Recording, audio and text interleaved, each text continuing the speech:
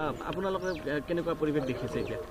এতিয়া everything is under control. আমি ভালকৈ পূৰা ডমিনেট কৰি আছোঁ। এতিয়া আমাৰ লগত RAFও আহিছে, CRPF আছে, আৰ্মি আছে আৰু আমাৰ আসাম পুলিচৰ চবে বৰিষ্ঠ অধিকাৰীক লৈ DGP ছাৰো ইয়াতে কেম্প কৰি আছে, IGLO চাবে ইয়াতে আছে। চবে আমি মিলি পূৰা গোটেই ৰাতিও এৰিয়া ডমিনেট হৈছে। এতিয়াও আমাৰ গোটেই এৰিয়াত মানুহ আছে। মানুহ কনফিডেন্স বিল্ডিঙৰ কাৰণে আমাৰ কাম চলি আছে। বিকজ উৰা বাতৰি যি হয় মানুহবিলাকক মই এটা ৰিকুৱেষ্ট কৰোঁ কি উৰা বাতৰিত গুৰুত্ব দিব নালাগে।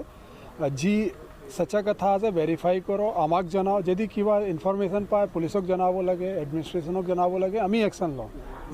যি মানুহ হাতত ল'ব তাৰ বিৰুদ্ধে ঠোচ কাৰবাই হ'ব, বাট নিজৰ হাতত কোনোবা আইন ল'ব নালাগে। কালি সন্ধিয়াৰ পৰাই শান্তি দেখা গৈছে, কোনো ঘটনাটো নতুনকৈ ঘটা নাই। আমাৰ কণ্ট্ৰলত আছে, গোটেই এৰিয়াত আমি ডমিনেট কৰি আছোঁ। ইতিমধ্যে আশ্ৰয় শিবিৰত থাকিব লগা হৈছে, ভয় আশংকা তেওঁলোকৰ আছে। যি আপোনাক কৈছোঁ কি যেনেকৈ উৰা বাতৰি লৈ মানুহ নিজে নিজে ওলাই আহিছে, তেওঁলোকক আমি সুৰক্ষা দিছোঁ। তেওঁলোকক আমি আহ্বান কৰিছোঁ কি নিজৰ নিজৰ বাসগৃহত যাওঁ, আমি তেওঁলোকক সুৰক্ষা দিম। মানে আশ্ৰয় শিবিৰৰ পৰা এতিয়া যাব পাৰে মানুহ? আমি ৰিকুৱেষ্ট কৰিছোঁ, চবকে জনাই আছোঁ। আৰু কনফিডেন্স বিল্ডিং হ'ব, নিজে নিজে যাবই।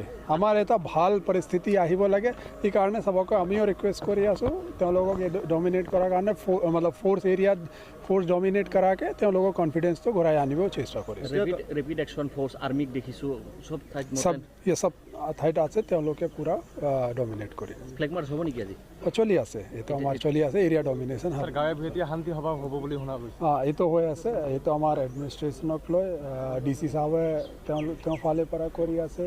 ইভেন গোটেই ষ্টেট গভৰ্ণমেণ্টৰ মেচিনাৰীটো ইউজ হৈ আছে। আচ্ছা, ঘটনাৰ লগত যিটো ঘটনা হৈ গৈছিল তাৰ লগত জড়িত বহুত ব্যক্তিকে আটক কৰা হৈছে। এতিয়ালৈকে সৰ্বমুঠ কিমান মানুহক আটক কৰা হৈছে?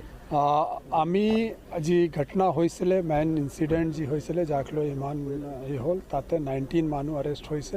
এইখিনি 19 মানুহ কোৰ্টত আজি প্ৰেৰণ কৰা হ'ব। আৰু বাকী কালি ঘটনালৈ আমি 3টা মানুহ ডিটেইন হৈছিলে। আৰু মানুহ আমি আইডেণ্টিফাই কৰিছোঁ, তাৰ বিৰুদ্ধে একশ্যন হ'ব। মানে আইন হাতত তুলিলে জেলত যাব। জনে আইন হাতত ল'ব, তাৰ বিৰুদ্ধে কাৰ্বাই হ'ব। ছাৰ, কোকৰাঝাৰত প্ৰায়ে এনেকৈ ঘটনা সংঘটিত হৈ আছে, আৰক্ষী ক'ৰবাত ব্যৰ্থ হৈছে নেকি? য'ত যেনেকৈ কিবা ইলিগেল হয় তাতে আমি একশ্যন লৈ থাকোঁ। যদি কোনোবা দুষ্কৃতিকাৰী কিবা কৰাৰ কাৰণে চেষ্টা কৰে, তাৰ বিৰুদ্ধে আমি কাৰ্বাই কৰিম। Thank U.